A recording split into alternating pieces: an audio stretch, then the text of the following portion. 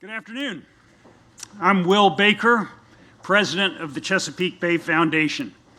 Secretary Blinken, welcome to the Chesapeake Bay Foundation's headquarters, built 22 years ago, the first LEED Platinum building in the world, a model of climate change mitigation.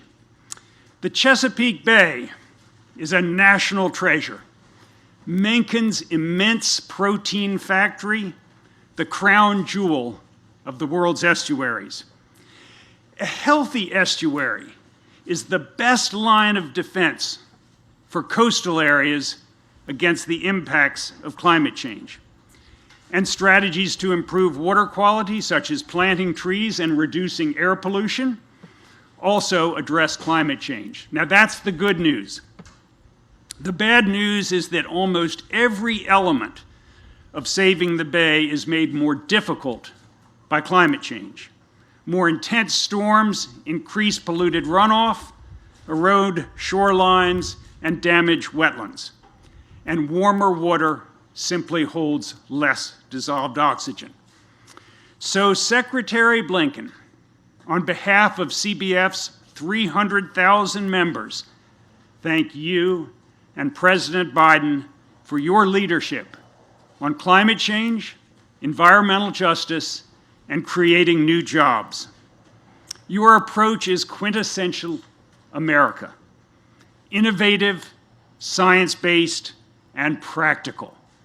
The Secretary of State of the United States of America, Secretary Antony Blinken.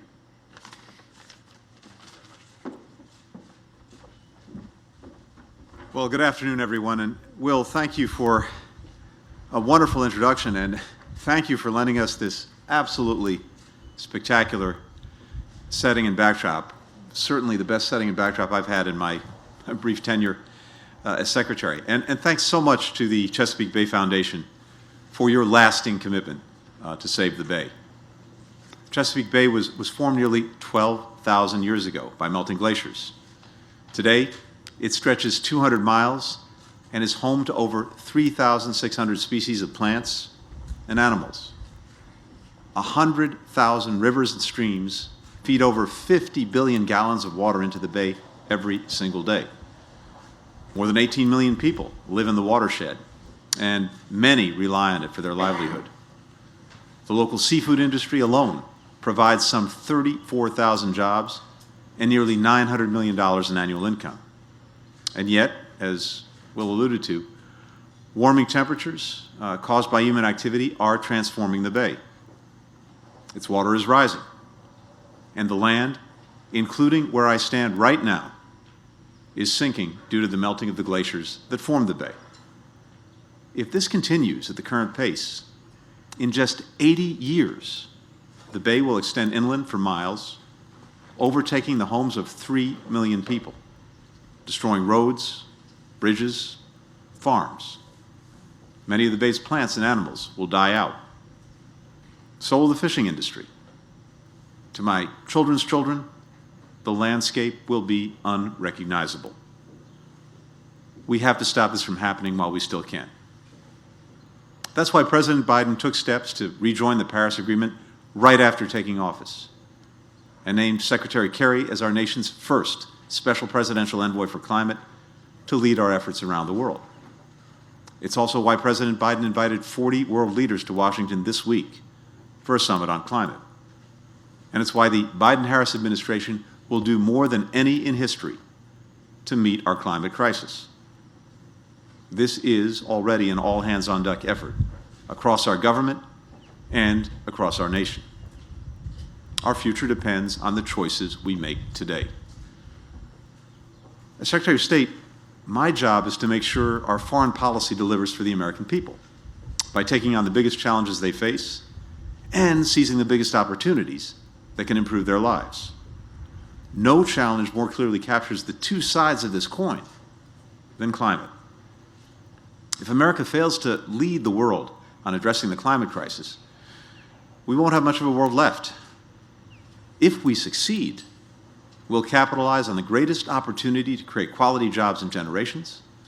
We'll build a more equitable, healthy, and sustainable society, and will protect this magnificent planet. That's the test we face right now. Today, I want to explain how American foreign policy will help us meet that test. Not too long ago, we had to imagine the impact of climate change. No one has to imagine it anymore. For the last 60 years, every decade has been hotter than the one that came before it. Weather events are becoming more extreme. During the cold wave this February, temperatures from Nebraska to Texas were more than 40 degrees below normal. In Texas alone, thousands were left homeless. Over 4 million people went without heat and electricity. More than 125 people died. It may seem counterintuitive that global warming leads to cold weather. But as the Arctic warms, cold weather gets pushed south, and that can contribute to record cold spells like the one in Texas. The 2020 wildfire season burned more than 10 million acres. That's more than the entire state of Maryland. We saw 5 of the 6 biggest wildfires in California's history and the single biggest wildfire in Colorado's history. Together, natural disasters in 2020 cost the United States around $100 billion.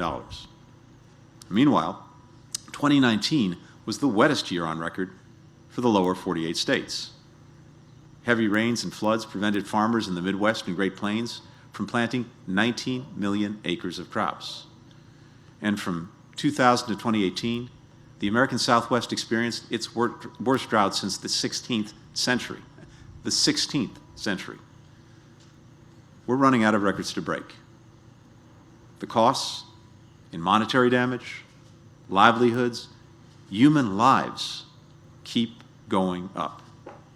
And unless we turn this around, it's going to get worse. More frequent and more intense storms, longer dry spells, bigger floods, more extreme heat, and more extreme cold. Faster sea level rise, more people displaced, more pollution, more asthma, higher health costs, less predictable seasons for farmers. And all of that will hit low-income, black and brown communities the hardest. The last part is important. The costs of the climate crisis fall disproportionately on the people in our society who can least afford it. But it's also true that addressing climate change offers one of the most powerful tools we have to fight inequity and systemic racism. The way we respond can help break the cycle. These are all reasons why we must succeed in preventing a climate catastrophe. But the world has already fallen behind on the targets we set 6 years ago with the Paris Agreement. And we know that those targets didn't go far enough to begin with. Today, the science is unequivocal. We need to keep the Earth's warming to 1.5 degrees Celsius to avoid catastrophe. America has a key role to play in hitting that mark.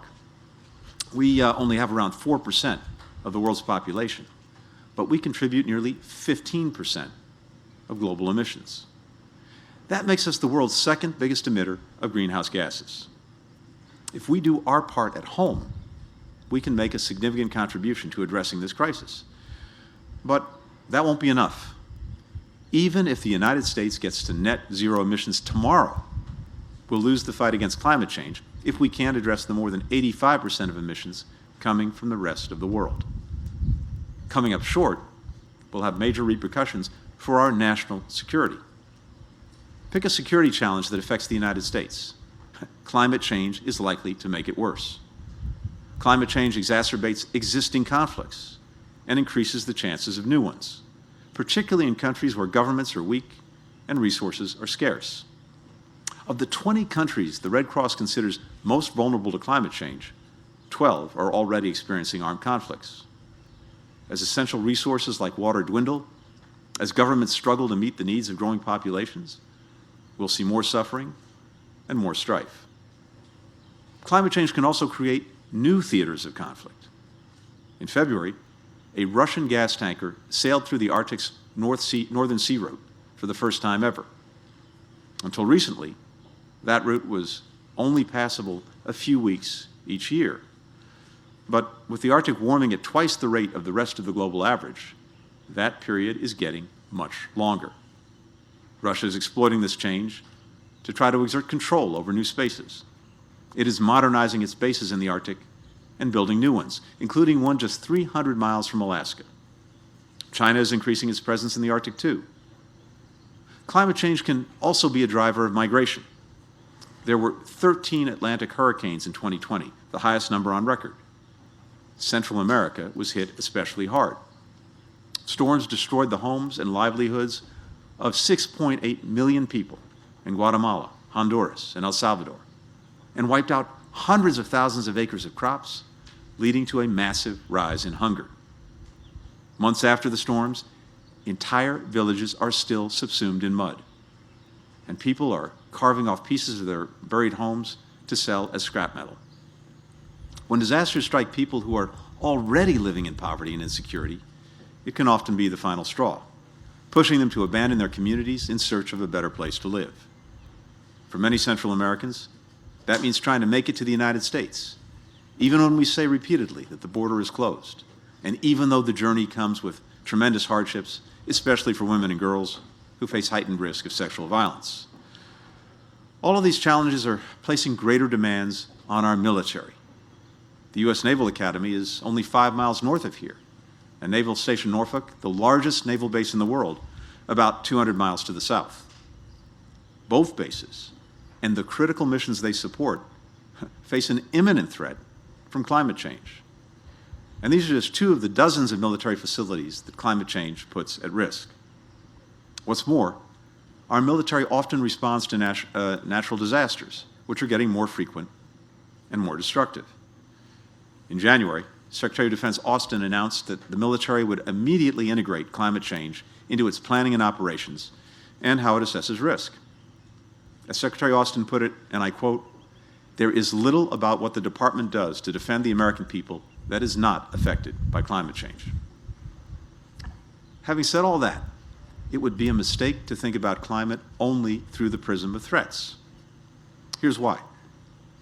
Every country on the planet has to do two things: reduce emissions and prepare for the unavoidable impacts of climate change. American innovation and industry can be at the forefront of both. This is what President Biden means when he says, and I quote, "When I think of climate change, I think jobs," end quote. To give you a sense of scale, consider that by 2040, the world will face a $4.6 trillion infrastructure gap. The United States has a big stake in how that infrastructure is built. Not only whether it creates opportunities for American workers and businesses, but also whether it's green and sustainable and done in a way that's transparent, respects workers' rights, gives the local population a say, and doesn't mire developing countries and communities in debt. That's an opportunity for us. Or consider the massive investments countries are making in clean energy. Renewables are now the cheapest source of bulk electricity in countries that contain 2/3 of the world's population. And the global renewable energy market is projected to be $2.15 trillion by 2025. That's over 35 times the size of the current market for renewables in the United States. Already, solar and wind technicians are among the fastest growing jobs in America. It's difficult to imagine the United States winning the long-term strategic competition with China if we cannot lead the renewable energy revolution. Right now, we're falling behind. China is the largest producer and exporter of solar panels, wind turbines, batteries, electric vehicles. It holds nearly 1/3 of the world's renewable energy patents. If we don't catch up, America will miss the chance to shape the world's climate future in a way that reflects our interests and values, and we'll lose out on countless jobs for the American people. Now, let me be clear. Goal number one of our climate policy is preventing catastrophe. We're rooting for every country, business, and community to get better at cutting emissions and building resilience. But that doesn't mean we don't have a stake in America developing these innovations and exporting them to the world. And it doesn't mean we don't want to shape the way countries reduce their emissions and adapt to climate change. So how can we do that? We can start with leading by the power of our example. As we work to meet our ambitious climate targets, the following core principles will guide our approach. We will significantly increase our investment in clean energy research and development because it's how we will catalyze breakthroughs that benefit American communities and create American jobs. In all our climate investments, we will aim not only to promote growth, but also equity. We'll be inclusive, focusing on providing Americans across the country and from a range of communities with good-paying jobs and the opportunity to join a union. We'll empower youth, not just because they will bear more of the consequences of climate change, but also because of the urgency, ingenuity, and leadership they've demonstrated in confronting this crisis. We will enlist states, cities, businesses, large and small, civil society, and other coalitions as partners and models.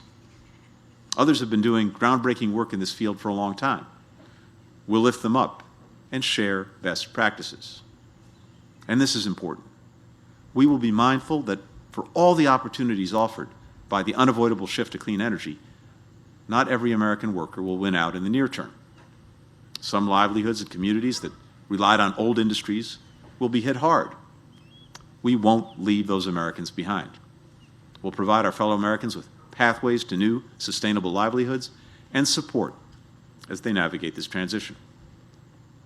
Right after taking office, President Biden created the Interagency Working Group on Coal and Power Plant Communities and Economic Revitalization. It's working across the government to identify and deliver federal resources to revitalize the local economics of coal, oil, gas, and power plant communities, and ensure benefits and protections for workers in those same communities. And as part of his American Jobs Plan, the President proposed a $16 billion upfront investment to put hundreds of thousands of people to work in union jobs, plugging abandoned oil and gas wells and mines.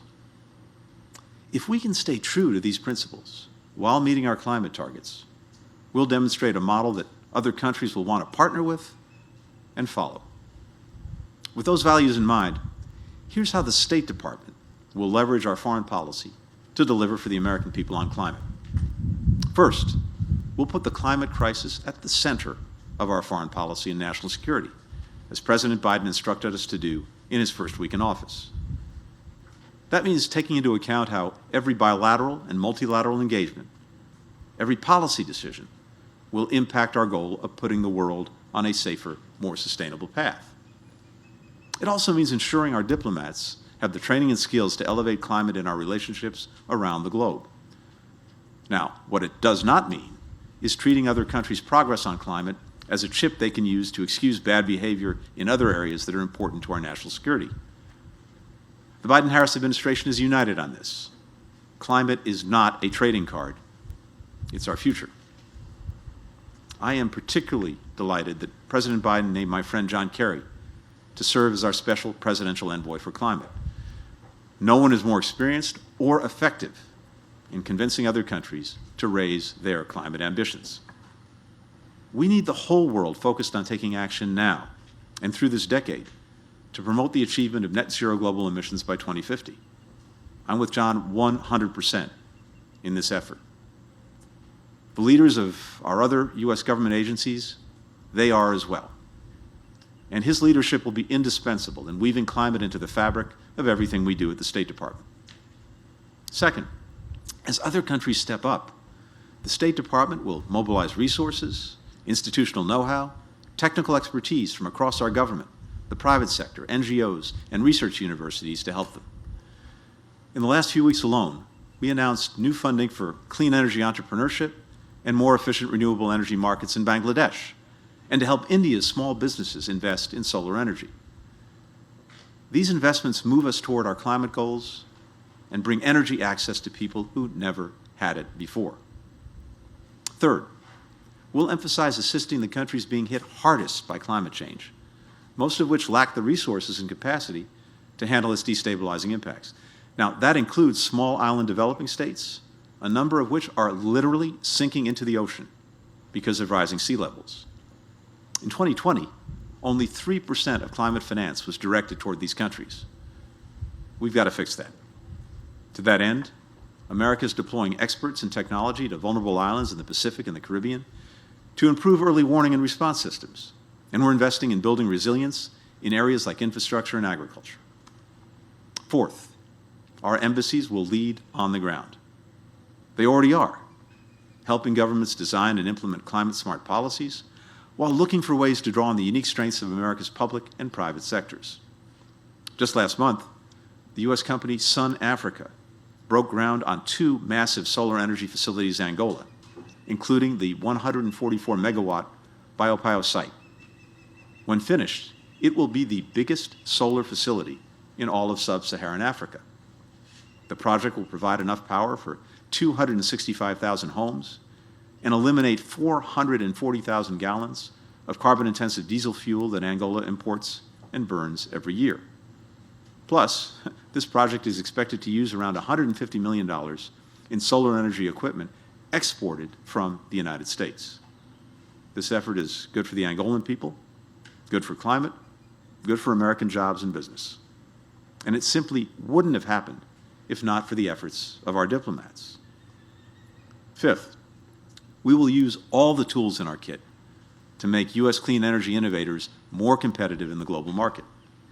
That includes leveraging instruments like the financing provided by the Export-Import Bank to incentivize renewable energy exports, the proposed expansion of tax credits for clean energy generation and storage in the President's American Jobs Plan, and the administration's ongoing efforts to level the global playing field for American-made products and services. Support like these can have an outsized impact, particularly because the current market for renewables is only a small fraction of the market to come. Beyond solar panels, wind turbines, batteries, there are more than 40 additional categories of clean energy, including clean hydrogen, carbon capture, and next-generation renewables like enhanced geothermal energy. No one has staked a dominant claim to these promising technologies yet. And with a lift from our domestic and foreign policy, every one of them can be American-led and American-made. A Massachusetts startup called Boston Metal shows how this can be done. The company pioneered a new process that can produce steel and other metals more efficiently and at lower costs, while also producing less pollution.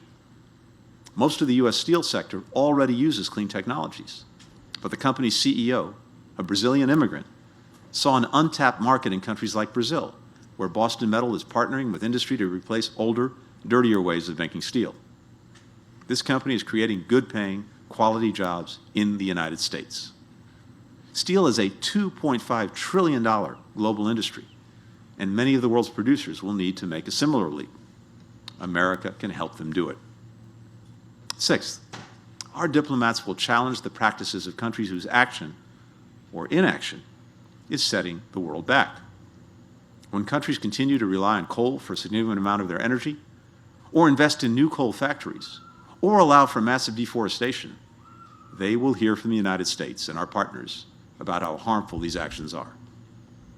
And finally, we'll seize every chance we get to raise these issues with our allies and partners and through multilateral institutions. At NATO, for example, there's consensus that we need to adapt our military readiness for the inevitability of climate change and reduce the reliance of the Allies' forces on fossil fuels, which is both a vulnerability and a major source of pollution. I know that Secretary General Stoltenberg, who has called climate a threat multiplier, is as serious about addressing climate change as we are. We will convey a strong message to the meeting of the G7 next month, whose members produce a quarter of the world's emissions. And I'll also represent the United States at next month's ministerial meeting of the Arctic Council, where I'll reaffirm America's commitment to meeting our climate goals and encourage other Arctic nations to do the same. All of these efforts, at home and abroad, will allow us to lead from a position of strength when the world comes together in November for the United Nations Climate Conference in Glasgow. I spend a great deal of my time focused on threats to America's security and interests, aggressive actions by Russia or China, the spread of COVID-19, challenges facing democracies. But an equally grave threat to the American people, and an existential one over the long term, can be seen right here on the Chesapeake Bay, where the costs of climate change are already manifesting themselves. Yet, from this very same place, we can also see examples of American innovation and leadership that, if taken to scale, can prevent a climate catastrophe and benefit American workers and communities. Maryland is committed to cutting the state's emissions by at least 40% by 2030 and to 100% clean energy by 2040. Maryland also offers farmers strong incentives to plant cover crops, which help trap carbon dioxide. More than 40% of the state's farmers are now using these crops, and countless others are doing their part to prevent climate change on the Bay, and often benefiting American jobs in the process. Just consider the Merrill Center building right here, from which I speak. When it opened 20 years ago, it was the first LEED Platinum building in the entire world, a U.S. standard for energy efficiency that has since become the gold standard globally. Around a third of its energy comes from solar power. It uses 80% less water than most buildings its size. Nearly half of the building materials, came from within 300 miles. Its design saves $50,000 a year in energy costs alone. A newer facility, the Chesapeake Bay Foundation, built in 2014, is even more efficient, reflecting advances in American design and manufacturing.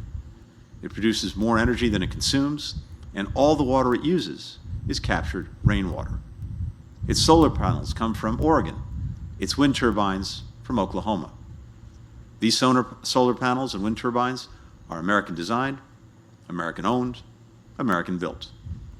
And people from around the world have come to study these buildings. It's changes like these that will help preserve the Bay as we know it, and all of the communities and livelihoods that it sustains. This is the blueprint for American leadership on climate, bringing together innovation from government and the private sector, communities and organizations, not just meeting targets for controlling climate change, but doing it in a way that's open, that's a good investment, that creates opportunities for American workers. The climate crisis we face is profound. The consequences of not meeting it would be cataclysmic. But if we lead by the power of our example, if we use our foreign policy not only to get other countries to commit to the changes necessary, but to make America their partner in implementing those changes, we can turn the greatest challenge in generations into the greatest opportunity for generations to come. Thanks for listening.